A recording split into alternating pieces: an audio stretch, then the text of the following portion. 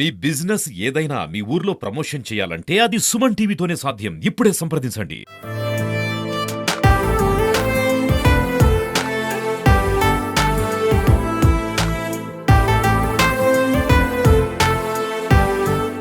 Welcome back to Suman TV. నేను మీ సుప్రసాద్.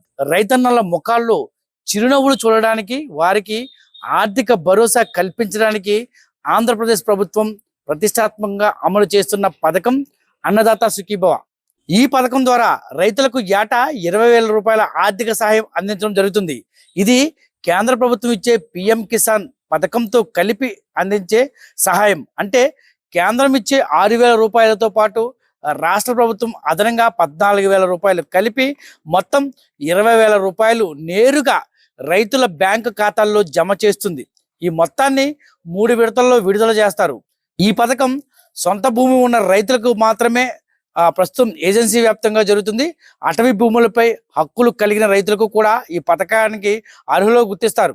అన్నదాత సుఖీభవ పథకం ద్వారా రైతులకు పెట్టుబడి సహాయం అందించి వారి ఆర్థిక భారాన్ని తగ్గించి వ్యవసాయం రంగంలో మరింత ప్రోత్సాహం అందించాలనేదే ప్రభుత్వ లక్ష్యం. నిజంగా రైతన్నలకు ఒక గొప్ప వరం లాంటిది. అయితే ఈ పథకం తమకు ఏ విధంగా అందుతుంది, ఈ పథకం యొక్క ఏ విధంగా మనం లబ్ధిదారులు నమోదు చేసుకోవాలి, లేదా రైతు భరోసా కేంద్రాలకి వెళ్ళాలా అనే అంశాలను తెలుసుకునేందుకు ప్రస్తుతం మనం రైతు భరోసా కేంద్రం వద్ద అయితే ఉన్నాము. ఈయన అగ్రికల్చర్ చక్రధర్ ఉన్నారు.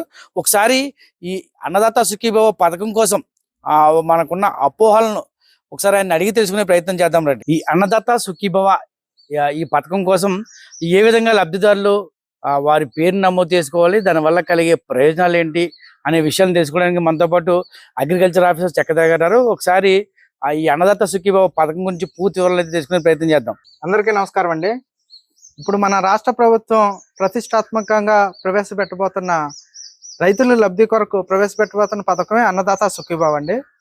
దీంట్లో మనకి ముఖ్యంగా ఈ అన్నదాత సుఖీభవలో సంవత్సరానికి రైతులు పెట్టుబడి సహాయార్థం 20,000 రూపాయలు మనకి రాష్ట్ర ప్రభుత్వం అండ్ కేంద్ర ప్రభుత్వం ఇస్తాయండి. దీంట్లో రాష్ట్ర ప్రభుత్వంగా 14,000, అలాగే పిఎం కిసాన్ కేంద్ర ప్రభుత్వంగా 6,000, రెండు కలిపి మనకి సంవత్సరానికి రైతులకి 20,000 అందించడానికి ఈ ముఖ్య పథకం ప్రవేశపెట్టబోతున్నారండి.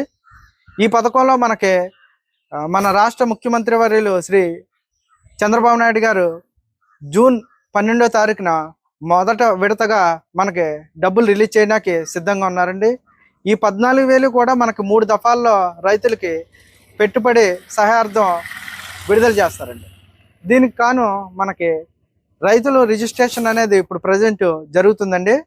రైతుల రిజిస్ట్రేషన్ కొరకు మనకి రైతులు ఆధార్ కార్డు, అలాగే భూమి పాస్బుక్ లేదా 1B పట్టుకుని వెళ్ళి రైతు సేవా కేంద్రం దగ్గర విఏఏ కానీ విహెచ్ఏ కానీ అందిస్తే దానికి సంబంధించిన రిజిస్ట్రేషన్ వెరిఫికేషన్ వాళ్ళు పూర్తి చేస్తారండి.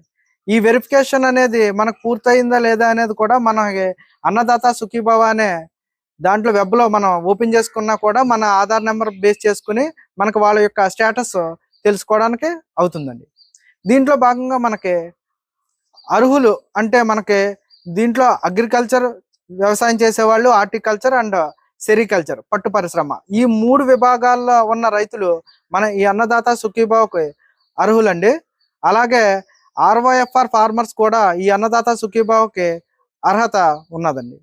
అట్లాగే మనకి ప్రభుత్వ ఉద్యోగులు కానీ, లేదా 10,000 పెన్షన్ పొందుతున్న రిటైర్ ఉద్యోగులు కానీ, లేదా ఇన్కమ్ పే చేసే వాళ్ళు, ఇలా ప్రభుత్వానికి సంబంధించిన ఉన్న వాళ్ళకి మనకి అన్నదాత సుఖీభవకి ఎలిజిబుల్ కాదు. అంటే ప్రధానంగా ఇప్పుడు ఏజెన్సీ ప్రాంతంలో కానీ లేదా మిగతా ప్రాంతాల్లో కానీ భూ యజమాని చనిపోతే నామినీగా ఏమన్నా వారి అకౌంట్ లో పడే అవకాశం ఉందా? ఈ అమౌంట్ ఏమన్నా లేదు, దానికి ఏమన్నా వేరే ఆల్టర్నేటివ్ ఏర్పాటు చేశారు? నామినీకి అయితే ప్రస్తుతం అయితే నామినీకి అయితే ఏమి చేయొద్దు అన్నారండి. నామినీ కాకుండా మనకి అలాంటి కేసెస్ ఏమన్నా ఉన్నా వెంటనే మన తహసీల్దార్ గారికి అప్రోచ్ అవి మ్యూటేషన్ చేయించుకుంటే వాళ్ళకి అతి త్వరలోనే మన అన్నదాత సుఖీభవ కూడా వర్తిస్తుంది. ఇందులో భాగంగా మనకి వ్యవసాయేతర భూములు అనగా రొయ్యల చెరువులు కానీ, చేపల చెరువులు కానీ, అలాగే ఇటుక బట్టీలు కానీ, అట్లా వ్యవసాయేతర భూములు కలిగిన వారు కూడా ఈ అన్నదాత సుఖీభవ స్కీమ్కి అర్హులు కాదండి.